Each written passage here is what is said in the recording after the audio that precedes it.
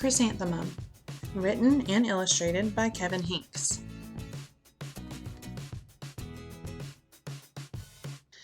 The day she was born was the happiest day in her parents' lives. "She's perfect," said her mother. "Absolutely," said her father. And she was. She was absolutely perfect. "Her name must be everything she is," said her mother. "Her name must be absolutely perfect," said her father. And it was. Chrysanthemum. Her parents named her Chrysanthemum.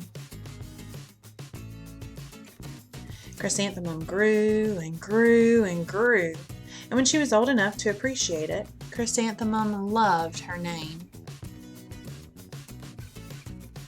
She loved the way it sounded when her mother woke her up. She loved the way it sounded when her father called her for dinner, and she loved the way it sounded when she whispered it to herself in the bathroom mirror. Chrysanthemum, chrysanthemum, chrysanthemum. Chrysanthemum loved the way her name looked when it was written with ink on an envelope. She loved the way it looked when it was written with icing on her birthday cake, and she loved the way it looked when she wrote it herself with her fat orange crayon. Chrysanthemum, chrysanthemum, chrysanthemum. Chrysanthemum thought her name was absolutely perfect, and then she started school. On her first day, Chrysanthemum wore her sunniest dress and her brightest smile. She ran all the way. "Hooray!" said Chrysanthemum. "School!" But when Mrs. Chudd took roll call, everyone giggled upon hearing Chrysanthemum's name.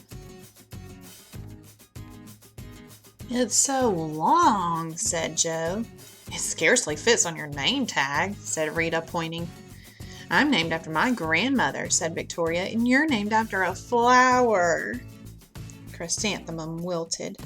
She did not think her name was absolutely perfect. She thought it was absolutely dreadful. The rest of the day was not much better. During that time, Victoria raised her hand and informed Mrs. Chudd that Chrysanthemum's name was spelled with 13 letters. "That's exactly half as many letters as there are in the entire alphabet," Victoria explained. "Thank you for sharing that with us, Victoria," said Mrs. Chudd. "Now, put your head down." "If I had a name like yours, I'd change it," Victoria said as the students lined up to go home. "I wish I could," thought Chrysanthemum miserably. "Welcome home," said her mother. "Welcome home," said her father. "School is no place for me," said Chrysanthemum. "My name is too long, it scarcely fits on my name tag, and I'm named after a flower." "Oh, pish," said her mother. "Your name is beautiful." "And precious and priceless and fascinating and winsome," said her father. "It's everything you are," said her mother. "Absolutely perfect," said her father. Chrysanthemum felt much better after her favorite dinner, macaroni and cheese with ketchup, and an evening filled with hugs and kisses and parcheesi. That night, Chrysanthemum dreamed that her name was Jane. It was an extremely pleasant dream. The next morning, Chrysanthemum wore her most comfortable jumper. She walked to school as slowly as she could. She dragged her feet in the dirt. "Chrysanthemum, chrysanthemum, chrysanthemum," she wrote. "She even looks like a flower," said Victoria as Chrysanthemum entered the playground. "Let's pick her," said Rita, pointing. "Let's smell her," said Joe. Chrysanthemum wilted. She did not think her name was absolutely perfect. She thought it was absolutely dreadful. The rest of the day was not much better. During that time, Victoria raised her hand and said, "A chrysanthemum is a flower. It lives in a garden with worms and other dirty things." "Thank you for sharing that with us, Victoria," said Mrs. Chudd. "Now, put your head down." "I just cannot believe your name," Victoria said as the students lined up to go home. "Neither can I," thought Chrysanthemum miserably. "Welcome home," said her mother. "Welcome home," said her father. "School is no place for me," said Chrysanthemum. They said I even look like a flower. They pretended to pick me and smell me." "No, pish," said her mother. "They're just jealous." "And envious and begrudging and discontented and jaundiced," said her father. "Who wouldn't be jealous of a name like yours?" said her mother. "After all, it's absolutely perfect," said her father.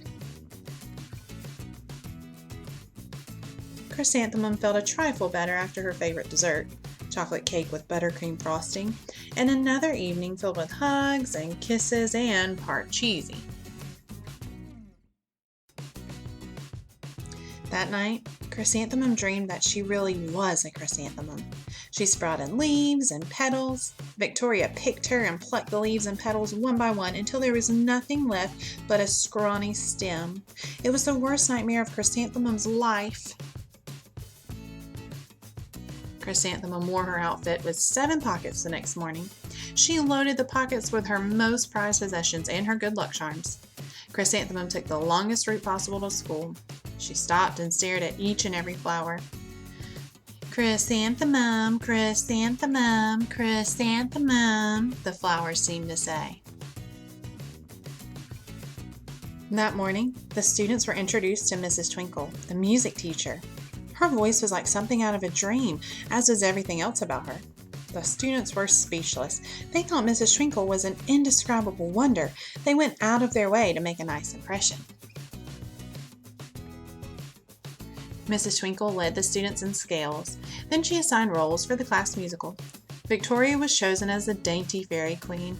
Rita was chosen as the spiffy butterfly princess. Jo was chosen as the all-important pixie messenger. And Chrysanthemum was chosen as a daisy.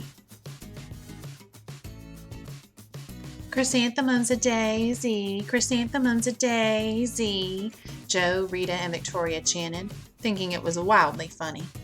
Chrysanthemum wilted. She did not think her name was absolutely perfect. She thought it was absolutely dreadful.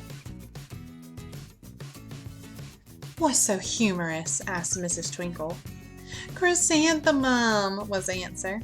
"Her name is so long," said Jo. "It scarcely fits on her name tag," said Rita, pointing. "I'm named after my grandmother," said Victoria, "and she's named after a flower." "My name is long," said Mrs. Twinkle.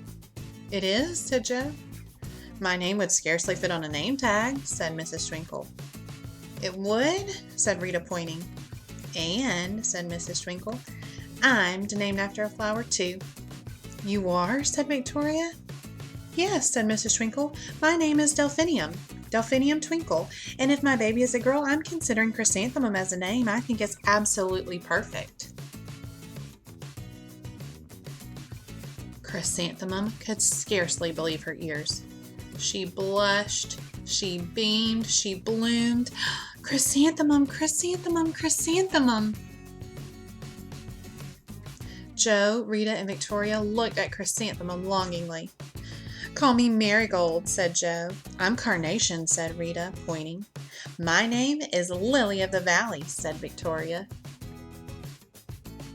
Chrysanthemum didn't think her name was absolutely perfect. She knew it.